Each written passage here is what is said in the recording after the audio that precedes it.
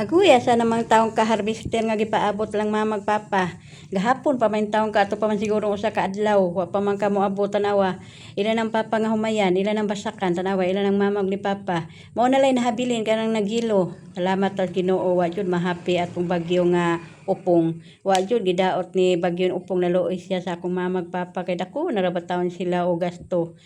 Unya tanawa sila na lang nahabilin magbagyo na malampod ani glain namang kunoy bagyo nga moabot na pud daw ayaw in town Ginoo kay wa pa ni ka ani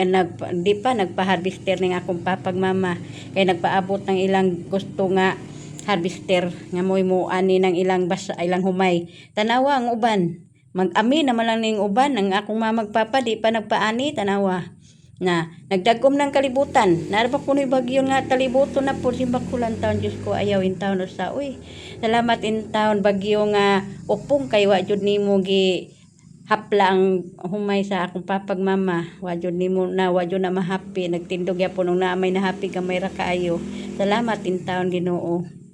na asa naman taong ka-harvester in taon uy muuwan naman lang murag tulo naman lang siguro ni kaadlaw nga sigpaabot nimo akong mamag papa wa pa jud na maani na tanawa luoy kaayo na happy iya na asat ang tag-iya luoy kaayo nga tanan na happy ang iyang humay iya na lang gipamano-mano og kaning kuan paani kay kung i-harvester na daghan kayo usik na ipakuan na lang nagi bangan ni tiyo nito aani na lang niyag kaning mano-mano gi kuan lang ng tiyo hi tiyo tanaw tiyo kanang videohan siya hi tiyo nito na ani na lang niya ni tiyo nito na nagbangan si tiyo nito dadon siguro na diri sa kalsada ug ari na lang ibulhot kay kung i-harvester na daghan man jud nag-usik kay na happy man kay nga tanan gamay ra may nagtindog luoy kayo ang tag-iyaan na dako pa gasto dako kay gasto ang tagiya abono medisina mga tao pa pagsuhol unya siya pa yung mangunay og trabaho ni ana